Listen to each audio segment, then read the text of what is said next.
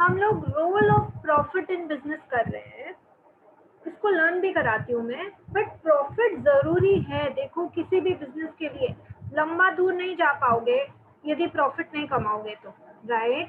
तो profit is the life blood of any organisation, कि profit कमाओ, उसी को आगे बिजनेस में री इन्वेस्ट करो, अपना घर भी चलाओ इस प्रॉफिट से। It is very important.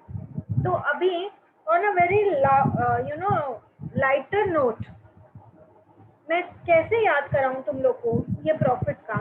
तो मेरे जो पहले स्टूडेंट्स रहे हुए 9th-10th में, मैं सिर्फ ये चलो जीत का नाम लेते हैं। जीत ने सोचा कि मैं बिजनेस करूंगा और प्रॉफिट कमाऊंगा, और फिर मैंने उसको पूछा कि तू वो प्रॉफिट का क्या करेगा जीत? तो जीत ने मुझे क्या जवाब दिया पता है? कि मिस, मैं तो ना जेम्स खरीदूंगा उस प्रॉफिट से। उसको जेम्स, वो गोली आती है ना छोटी छोटी सब कलर की। तो जीत को ना बिजनेस में प्रॉफिट करना था, पैसे कमाने थे, उससे जेम्स खरीद के खाना था और रेड बुल पीना था। जस्ट देखो, it is just a story so that you remember, okay? Red bull पीना था उसको, तो रेड बुल। मैंने बोला देखो रेड बुल क्यों पीना है जीत? तो जीत ने मुझे क्या बोला पता है?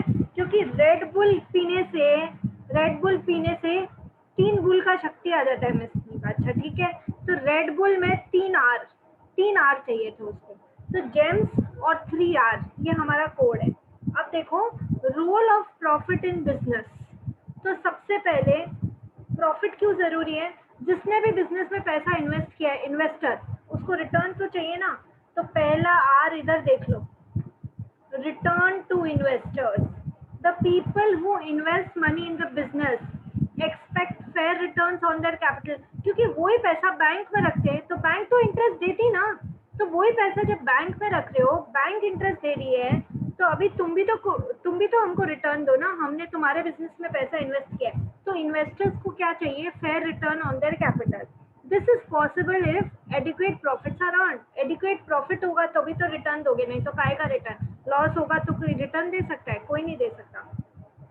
तो पहला आर रिटर्न टू इन्वेस्टर्स। दूसरा R research and development. Research and development, adequate profit enables a firm to spend more on research and development. Research and development होता है नई नई चीजें खोज पाते हैं। This can lead to better technology and lower cost. Innovative products benefits the whole nation. Washing machine या फिर फ्रिज, टीवी, वो सब चीजें किसी ने तो इनोवेट की थी, हमारा लाइफ उन्होंने बेटर ही बनाया है, ठीक है? तो जो इनोवेशन होता है वो होल नेशन को बेनिफिट करता है। तो second R is research and development. Third R की बात करेंगे, अभी जी पे आ जाओ। जेम्स खरीदना है ना जीत को, तो जी से आया हमारा ग्रोथ एंड एक्सपेंशन। यदि मेरे बिजनेस में प्रॉफिट नहीं होगा, मैं क्या ग्रो करूंगी, मैं क्या एक्सपैंड करूंगी? पॉसिबल नहीं है। तो retention of profit is the internal source of fund, कि रिटेन करो profit, that is the internal source of fund.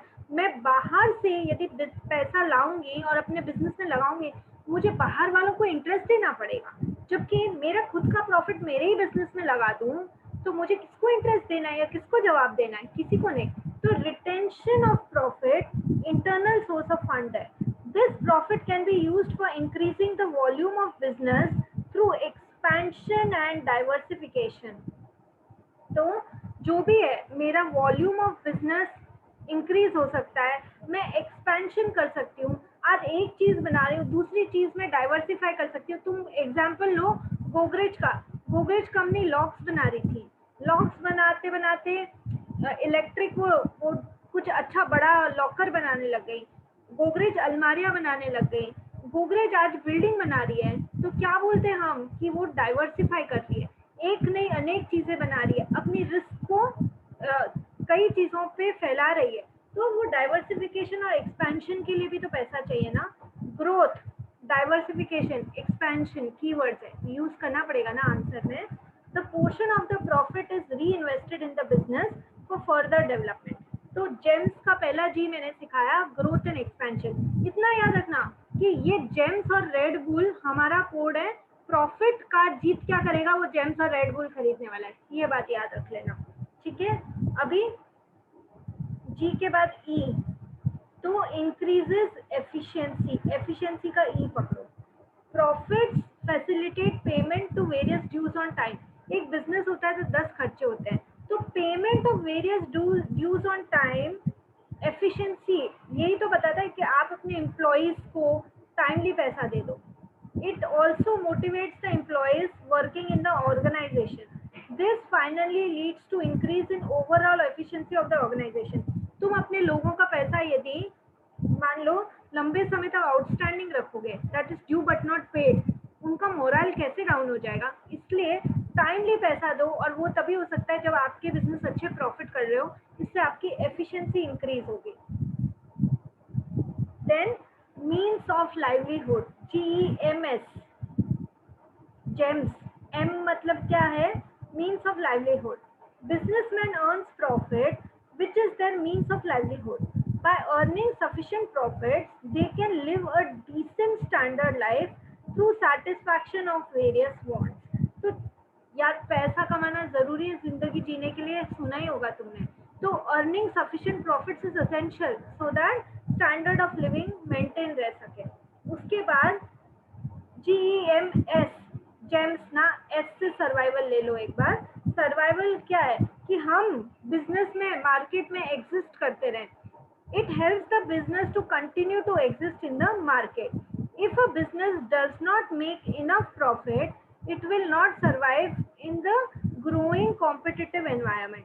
Profit means survival in competitive environment. तो सर्वाइवल, जिंदा रहना अपने कॉम्पिटिटर्स के सामने बहुत जरूरी है। ओके, तो that is survival. Now next है जो हमने रेड बुल का 3 आर सोचा था, उससे आर से लो, रिवॉर्ड एंड रिस्क। बोला ना, जितना ज्यादा रिस्क उतना ज्यादा रिवॉर्ड के चांसेस है। Higher the risk higher the reward. तो profit is considered as a reward for assuming several business risk. Business की रिस्क को आप कम कर सकते हो, कभी भी एलिमिनेट नहीं कर सकते। तो प्रॉफिट क्या है, वो रिवॉर्ड है जो रिस्क लेने के कारण मिलता है। Profit also serves as a protection against those risks which cannot be insured. Example, fall in demand, adverse government policy, etc. Demand Giri, government की पॉलिसी एडवर्स हुई, जो कुछ भी हुआ, तो भी यदि हमारे पास प्रॉफिट है तो वो प्रोटेक्शन है ना अगेंस्ट रिस्क। तो रिस्क और रिवॉर्ड साथ साथ में जाते हैं। आपको याद हुआ? ठीक है, प्रॉफिट का देखो एक बार वापस इसको रिकॉर्डिंग को जरूर आप देखेंगे और नोटबुक में कॉपी करेंगे। चलो, अब बिजनेस क्या टाइप, इंडस्ट्री और कॉमर्स। तो ठीक है, अब इंडस्ट्री क्या क्या होता है, primary industry, secondary industry, tertiary industry. तो प्राइमरी इंडस्ट्री क्या होता है, agriculture, extractive, genetic. Agriculture industry, extractive industry, genetic industry. तो हम जैसे खेती बाड़ी, एग्रीकल्चर, आप जमीन से माइनिंग करके बाहर निकाल रहे हो कोयला वगैरह, एक्सट्रैक्टिव। जेनेटिक जैसे अपना ये होता है ना, क्या बोलते हैं, हेंस को पाल रहे हो, या कोई फिशिंग के लिए मतलब वो मछली पालन कर रहे हो, that is genetic. Secondary industry क्या होता है, सेकेंडरी इंडस्ट्री में मैन्युफैक्चरिंग, कोई भी गुड्स बना रहे हो प्रोडक्शन से रिलेटेड या कंस्ट्रक्शन से रिलेटेड, तो वो सेकेंडरी इंडस्ट्री में आता है। टर्शरी मतलब क्या होता है, सर्विस। तो सर्विस का नाम याद रखो, वो एमसीक्यू में या 1 mark fill in the blank में तुमको पूछेंगे। तो transport, banking, hotel, tourism, entertainment, ये सब सर्विसेज के अंदर आता है, ये आपको ध्यान रखना पड़ेगा। तो क्योंकि वो, मान लो तुम बस में कहीं बैठ के जा रहे हो, वो तुमको कोई सामान नहीं बेच रहा है, वो सिर्फ एक सर्विस दे रहा है एक जगह से दूसरी जगह पहुंचाने का, दैट इज ट्रांसपोर्ट। तो सारे टर्शरी इंडस्ट्री के नाम याद होने चाहिए, transport, banking, hotel, tourism, entertainment. अभी ट्रेड देखो, कॉमर्स में हम 2 बात करेंगे, ट्रेड और ऑक्सिलरीज टू ट्रेड। मतलब जो हेल्प करते हैं ना ट्रेड में, they are auxiliaries to trade. Trade में मैं बोलूंगी होम ट्रेड, फॉरेन ट्रेड। मतलब अपने within the geographical boundaries of the country जो ट्रेड मैंने कर दी, that is home trade. Wholesale trade, retail trade, मतलब होलसेलर जैसे प्रोड्यूसर से बल्क में खरीदा और फिर आगे सामान बेचा, तो दैट इज किसको बेचा, रिटेलर्स को, जो छोटी छोटी शॉप अपने घरों के पास में होती है, रिटेल ट्रेड, जो कि डायरेक्ट कंज्यूमर्स के कांटेक्ट में आते हैं, वो होते हैं रिटेलर्स, और वो स्मॉल क्वांटिटीज में बेचते हैं। तो वो वो बहुत वैरायटी ऑफ गुड्स रखते हैं, they are retailers. Then foreign trade, दूसरी कंट्री से सामान बाहर मंगाया, अपनी कंट्री में मंगाया, दैट इज इम्पोर्ट। ठीक है, अपनी कंट्री से बाहर भेजा, दैट इज एक्सपोर्ट। एंटरपोर्ट और री एक्सपोर्ट में क्या होता है कि एक कंट्री से सामान मेरी कंट्री में मंगाया और उसको कुछ प्रोसेस किया या वॉट एवर इट इज, बिना प्रोसेस किए भी एज इट इज आपने उसको तीसरी कंट्री को भेजा, एक कंट्री से मेरी कंट्री में, मेरी कंट्री से वापस दूसरी कंट्री में, that is entrepot. We will talk about it. Auxiliaries to trade, मतलब ट्रेड में ये हेल्प करते हैं। ट्रांसपोर्टेशन, वेयर हाउसिंग मतलब गोडाउन में सामान रखना, insurance, banking, advertising, mercantile agents और कम्युनिकेशन, इसके बारे में हम डिटेल में बात करेंगे। चलो, अभी मीनिंग ऑफ इंडस्ट्री वो पूछ सकता है, तो क्या है meaning of industry? Industry implies the economic activities that are associated with conversion of resources into goods. Raw material या रिसोर्सेज को फिनिश गुड्स में कन्वर्ट करने का काम इंडस्ट्री का है। They are already that are ready for use, मतलब raw material को फिनिश गुड्स में। These involves production and processing of goods, mining, breeding and rearing of animals. The goods produced may be consumer goods या capital goods. मैंने सिखाया था जो final consumer consume कर ले, जैसे कि खाना, जैसे कि क्लोथ्स, वो कंज्यूमर गुड्स है। कैपिटल गुड्स वो गुड्स है which help in the for the process of production. Capital goods का एग्जांपल क्या है? मशीन्स। मशीन, मान लो आप बिस्किट खरीद के खा रहे हो तो दैट इज कंज्यूमर गुड, लेकिन आप बिस्किट बनाने की मशीन खरीद रहे हो तो दैट इज कैपिटल गुड्स। तो ये इंडस्ट्री का हुआ। समझने के बाद बेटा लर्न करने का जिम्मेदारी आपका है। Now I come up two types of industries. तो प्राइमरी इंडस्ट्री क्या है? Primary industry is concerned with nature. It is nature oriented industry, क्योंकि चाहे माइनिंग करोगे, चाहे फिशिंग करोगे, चाहे हेंस को पालोगे, ये सब कहीं ना कहीं डायरेक्टली नेचर से रिलेटेड है। It is nature oriented industry. देखो क्वेश्चन आ सकता है ना, which is nature oriented industry, तो प्राइमरी इंडस्ट्री आंसर होगा। The products of primary industry may be used as the input of secondary industry. जो भी प्राइमरी इंडस्ट्री में प्रोडक्ट्स आए वो एज इनपुट, मतलब हम जैसे कि मान लो जूट उगाया या मान लो शुगर केन उगाया, तो वो शुगर केन से शुगर बनेगा, वो सेकेंडरी इंडस्ट्री में। तो जो भी प्राइमरी इंडस्ट्री देता है that serves as raw material for the secondary industry. Primary industries are of 3 types: agriculture industry, extractive industry, genetic industry. So agriculture industry क्या है? एग्रीकल्चर सबको पता है ना, फार्मिंग करते हैं, कल्टीवेशन करते हैं, तो farming and cultivation of land, that comes under agriculture industry. The quality of product depends on many factors, जैसे कि आपकी मिट्टी कितनी फर्टाइल है, fertility of land, climate conditions, rainfall etcetera. अब एक्सट्रैक्टिव इंडस्ट्री में क्या होता है? This industry draws out products from natural resources, that is soil, air and water. Generally the products are in raw form, जैसे कि कोयला निकाला खदान से, या फिशिंग है, पानी में से फिश निकाल ली, फॉरेस्ट्री है, ये सब चीजें। So manufacturing and construction industries for producing finished product. Example, extracting oils, minerals from underground. तो ये extractive industry के अंदर आएगा. Fishing and forestry etc.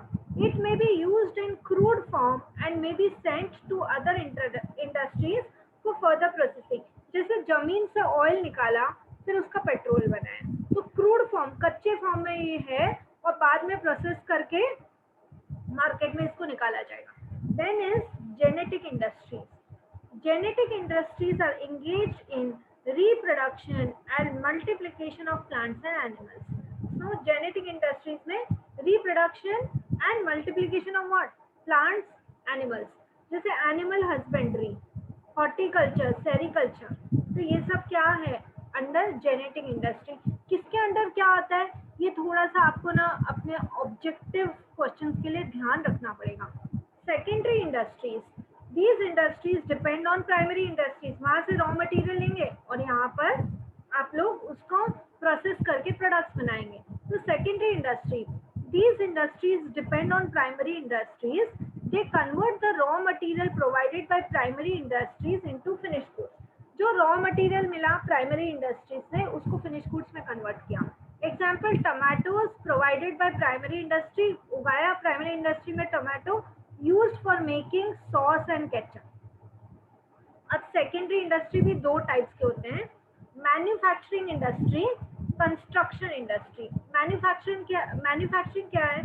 These industries are engaged in transforming raw material into finished products। क्या use करके? Machine या man power, keyword है using machine and man power. ठीक है, मशीन मतलब कैपिटल गुड्स, मैन पावर मतलब लेबर।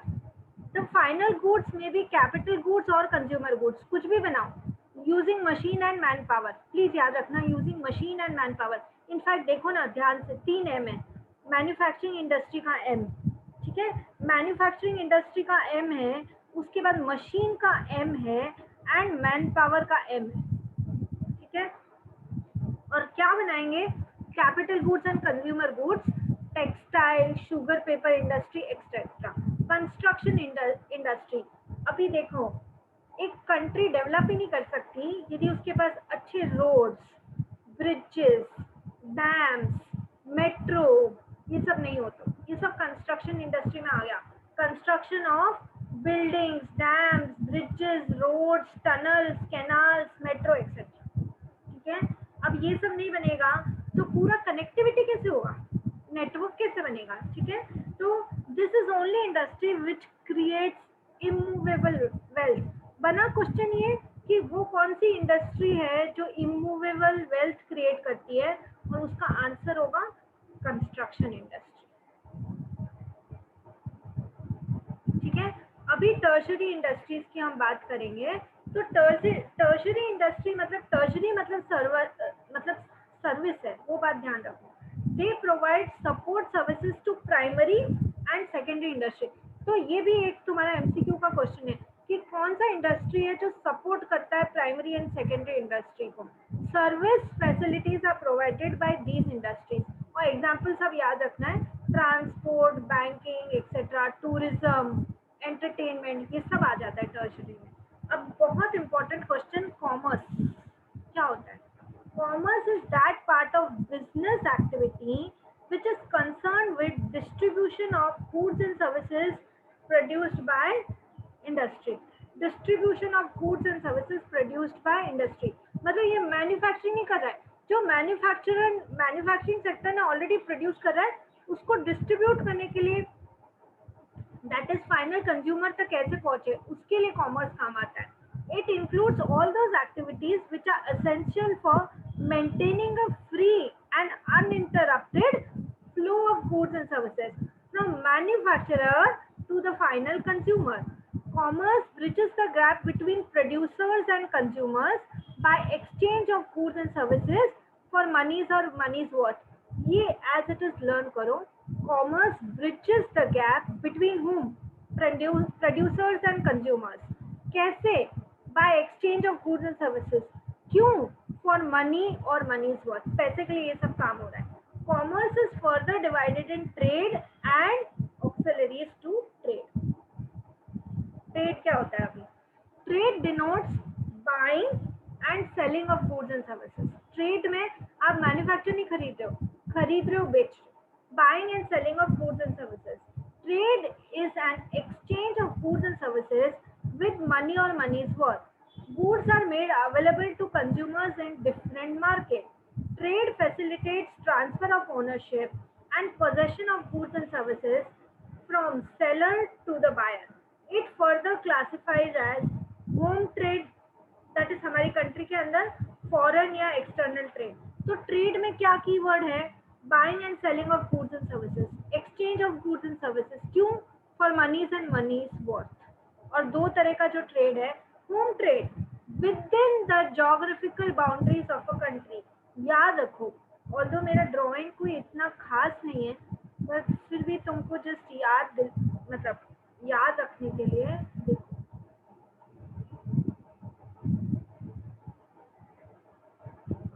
अभी ये मेरी कंट्री, ठीक है, तो विद इन द मेरी कंट्री के अंदर अंदर मान लो राजस्थान से महाराष्ट्र कुछ सामान आया गया, होम ट्रेड या इंटरनल ट्रेड है।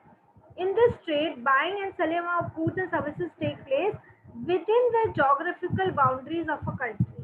It uses local currency for the exchange of goods and services. India में रुपीस चलता है, रुपीस में exchange होगा। So it is further divided into, अब देखें wholesale trade. Wholesale में keyword क्या है? You buy goods in bulk. Bulk is the keyword. So purchase and sell goods in bulk. A wholesaler purchases a large quantities from the producer. Producer से large quantity में सामान उसने अंदर लिया and sells in small quantities to the retailers. He is a link between the producer and the retailer. तो wholesaler कौन है? देखो producer है जो सामान produce कर रहा है, ठीक है, उसके बाद सामान गया wholesaler के पास जो bulk में quantity खरीद रहा है। इस wholesaler से सामान जाएगा retailer को जो कि स्मॉल क्वांटिटीज में सामान खरीदेगा, और रिटेलर से जाएगा अल्टीमेट कंज्यूमर को। तो it is like producer, wholesaler, retailer, customer, ये पूरा अपना चेन बना। तो जो होलसेलर है, buying in bulk and in large quantities, ये कीवर्ड है link between producer and retailer. Wholesaler is the link between producer and retailer, ये लिख के आना है एग्जाम में, ठीक है। अभी रिटेल ट्रेड, रिटेल हम लोग कुछ भी सामान नीचे उतर के खरीदने जाते हैं बाजू की शॉप से, तो वो रिटेलर ही तो है। Retail trade is a business activity associated with the sale of goods to final consumers. हम लोग है ना फाइनल कंज्यूमर्स, हम लोग खरीद रहे हैं उससे। और retailer is the one who purchases from the wholesaler or sometimes directly from the producer and sells them in smaller quantities to the final consumer. Generally retailer wholesaler से ही सामान खरीदता है, ओके, स्मॉल क्वांटिटीज में खरीदता है, किसको बेचता है? फाइनल कंज्यूमर को बेचता है। Retailer is the link between wholesaler and consumer. तो लिंक बिटवीन होलसेलर और sometimes manufacturer and ultimate consumer. तो आपको क्या ध्यान रखना है? Retailer is the link between wholesaler and final consumer. अभी फॉरेन ट्रेड की बात करते हैं, एक्सटर्नल ट्रेड में, कि मतलब अभी ट्रांजैक्शन होगा फॉरेन करेंसी में, इंडिया टू से अमेरिका, तो डॉलर में बात होगी। When trade takes place between different countries, it is known as foreign trade. When boundaries of two countries are crossed, then different currencies are used. It is further divided into import trade, export trade, export trade. देखो कुछ भी आ सकता है exam में, मैं वो सिर्फ इतना देंगे, when goods and services are purchased from another country, it is called as dash. Import किया ना, import trade. When goods and services are sold from your home country to other foreign country, it is called as dash, export trade. अब export trade important है, सुनो। It is a combination of import and export trade. It involves importing the goods from one country and reselling these goods to another country. Importing from one country and reselling the goods to another country. मतलब दूसरी country से खरीद के मेरे यहाँ पे लाई, मेरे यहाँ से फिर तीसरी कंट्री में भेजा। Indian seller importing goods from Japan and re-exporting same goods to Africa is an example of export trade. याद रखना, ये important है। चलो अब बात करेंगे auxiliaries to trade. All those activities that facilitate smooth flow of goods from manufacturing centers to the consumption centers. From manufacturing centers to the consumption centers are called aids to trade. जैसे कि support दिया transportation में, तुम producer ने produce करके factory के बाहर सामान लाके दे दिया, अब तुम उसको होलसेलर के पास ले जा रहे हो, ट्रांसपोर्टेशन, तो वो कहीं ना कहीं हेल्प कर रहा है ना कि सामान अल्टीमेट कंज्यूमर तक पहुंचे, that is auxiliaries to trade. They help, matlab they are made, they play a supportive role. They help in removing hindrances which arise during the production and distribution of goods and services. Following are various auxiliaries to trade. Abhi kya? Transport. The goods are produced at one place but they are demanded over a wide area. तो transport में क्या है, एक जगह produce होता है लेकिन पूरी जगह फैलाना है. मान लो कि गेहूं किसी पर्टिकुलर स्टेट में मैन्युफैक्चर किया, पूरे इंडिया में फैलाना है ना, तो ट्रांसपोर्ट ही तो हेल्प करेगा. So goods are to be sent from different places where they are demanded. जहां जहां भी they are sent to different places where they are demanded. Modes of transport facilitate movement of men and materials from one place to another. तो transport में लिख के आना पड़ेगा, movement of men and material from one place to another, from where they are produced to where they are demanded. ये goods में apply होता है, और लेबर को हम इधर से उधर ट्रांसपोर्ट करते हैं. Next is warehousing. There is a gap between production and consumption. Certain goods are produced throughout the year but consumed only in a particular part of the year and vice versa. तो कई चीजें, मतलब आप production करके उसको godown में store करना पड़ेगा, लेकिन फिर उसको स्टोर करेंगे और फिर पूरे साल उसको बेचते रहेंगे. तो स्टोरेज तो मतलब मास प्रोडक्शन होगा एंड स्टोरेज होगा उसका. The goods should be stored carefully from the time they are produced till the time they are sold. Special arrangement must be made to prevent a loss or damage. Warehouse are also called as godowns. दोनों नाम याद रखो, warehouse को godown भी बोलते हैं. Price is maintained at a reasonable level and there is continuous supply of goods and services. ये नहीं कि अभी नहीं मिल रहा है तो महंगा कर दिया. There should be a continuous supply of goods and services. Next is insurance.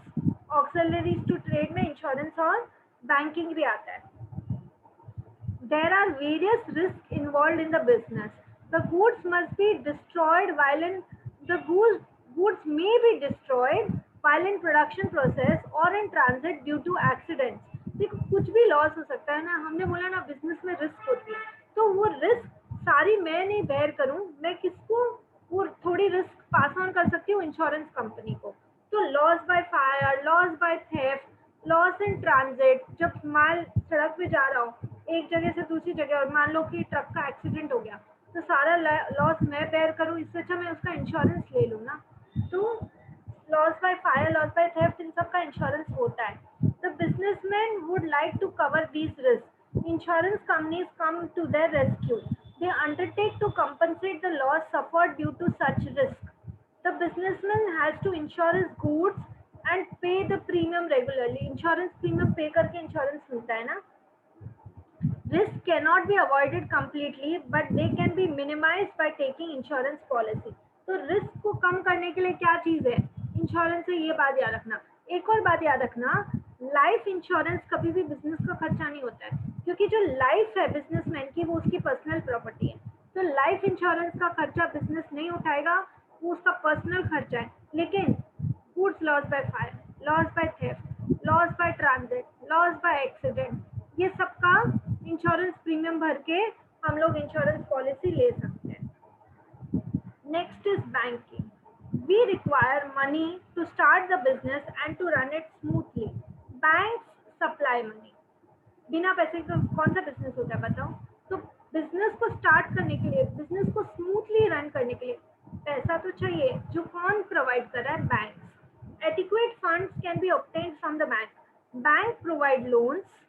Overdraft अभी समझा था हमने अकाउंट क्लास में. ओवरड्राफ्ट क्या होता है, आपके बैंक अकाउंट में जितना पैसा है उससे ज्यादा आप यदि विड्रॉ करते हैं तो, और उस पर इंटरेस्ट पे करते हैं, और बिजनेस बैंक अकाउंट को क्या बोलते हैं, करंट अकाउंट. तो you withdraw more than what you have in your business current account and you pay interest on it. You मतलब your business, that is known as overdraft.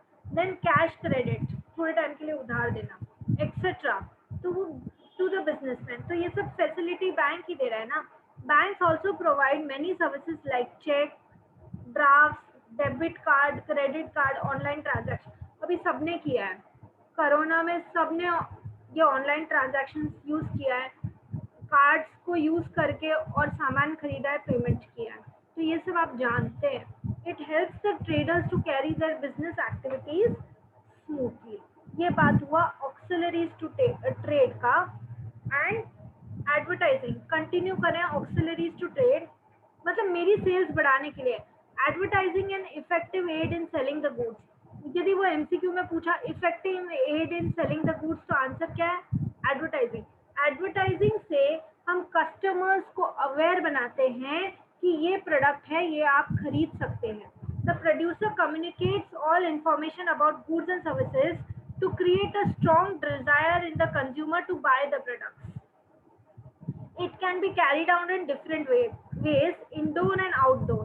ठीक है, यदि आप देखो ना, आपको भी पता है न्यूज़पेपर पे एडवर्टाइजमेंट है, रेडियो पे है, टीवी पे है, ये सब आप कम्युनिकेट कर रहे हैं ना।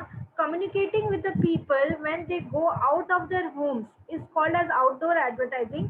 जैसे बाहर रोड पे जाते हैं तो हम नहीं देखते hoardings, posters, neon sign board. तो कौन सा इंडोर एडवर्टाइजिंग है, कौन सा आउटडोर है, वो थोड़ा ध्यान रखना। Mercantile agents, consumers are scattered over a very wide area. मैं आज ऑनलाइन के कारण मैं यहाँ पे बैठ के और दूसरे स्टेट में अपना सामान बेच दूँ या कहीं अब्रॉड भी बेच दूँ, it is not possible for seller to contact the customers.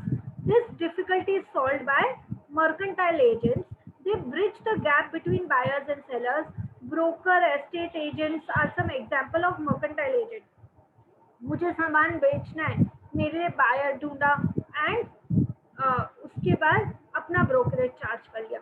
तो ये मर्केंटाइल एजेंट भी एग्जाम में थोड़ा सा आ सकता है, इसको ध्यान रखना।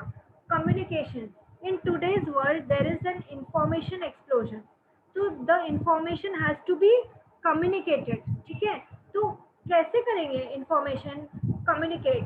Through cell phones, postal services, email etcetera. तो इससे प्रोड्यूसर्स कंज्यूमर्स ढूंढते हैं and there is exchange of information through communication. Email पे ईमेल भेजा या पोस्टल या फोन पे, कैसे भी कम्युनिकेट तो करना पड़ेगा ना प्रोड्यूसर को कंज्यूमर से। So with this I will take one more class to finish this chapter, but जितना मैंने पढ़ाया है उतना आपको मतलब रिवाइज करके रखना है, क्योंकि मैं आपको कुछ क्वेश्चंस दूंगी, वो भी आपको करके रखने हैं। And as soon as we finish the chapter, I will also be conducting